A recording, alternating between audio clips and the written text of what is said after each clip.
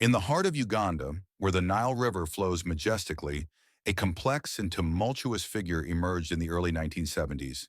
Idi Amin, a former military officer, seized power in a coup d'etat, overthrowing the government of President Milton Obote. Amin's rise to power marked the beginning of a period of brutal suppression, ethnic cleansing, and economic turmoil that would leave a lasting impact on the nation. Born in 1925 in Koboko, Uganda, Idi Amin's early life was marked by a mix of traditional and military influences.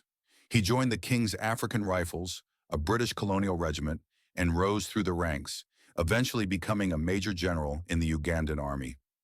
Amin's charisma and physical strength earned him admiration from his peers, but his ruthlessness and cunning would later define his rule. Amin's regime was characterized by its brutality and unpredictability.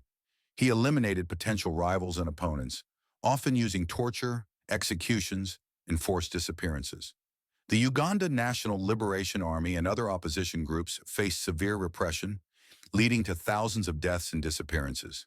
Amin's security forces, including the State Research Bureau, were notorious for their cruelty, and their actions instilled fear throughout the population. One of the most infamous aspects of Amin's rule was his persecution of specific ethnic groups, particularly the Akoli and Lango people. He viewed these groups with suspicion due to their perceived loyalty to his predecessor, Milton Obote. Amin's forces targeted these communities, leading to widespread violence, displacement, and death. The trauma inflicted on these groups would have long-lasting effects, contributing to ongoing tensions and conflicts in Uganda.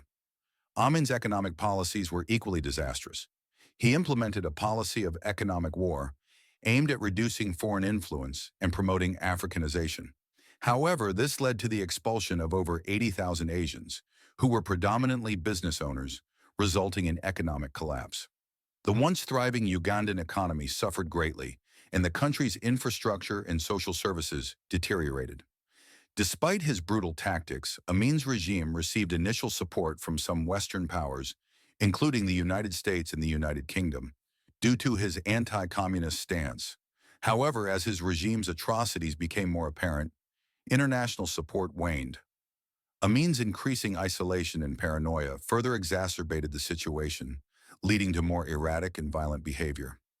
The international community eventually took notice of Amin's atrocities, and Tanzania, in particular, grew concerned about the destabilizing effects of his regime.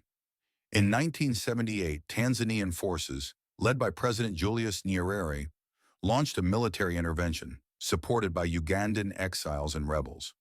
The war culminated in 1979 with the capture of Kampala, and Amin fled into exile. Amin's legacy is one of terror and devastation. Estimates suggest that between 100,000 to 500,000 people lost their lives during his rule. The trauma inflicted on Uganda's population and the damage to its economy and infrastructure would take years to recover from. Amin's reign serves as a stark reminder of the dangers of authoritarianism and the importance of protecting human rights and democratic institutions. In the years following his overthrow, Amin lived in exile, first in Libya and later in Saudi Arabia. He remained a figure of controversy and fear, with many Ugandans hoping that he would one day face justice for his crimes. Idi Amin died in 2003, but the impact of his rule continues to be felt in Uganda and beyond. The story of Idi Amin serves as a cautionary tale about the dangers of unchecked power and the importance of accountability. It highlights the need for strong institutions, a free press, and an engaged citizenry to prevent similar atrocities from occurring in the future. As Uganda continues to navigate its complex history and work towards reconciliation and development, the turbulent reign of Idi Amin remains a significant and sobering chapter in its narrative. In the heart of Uganda, where the Nile River flows majestically, a complex and tumultuous figure emerged in the early 1970s.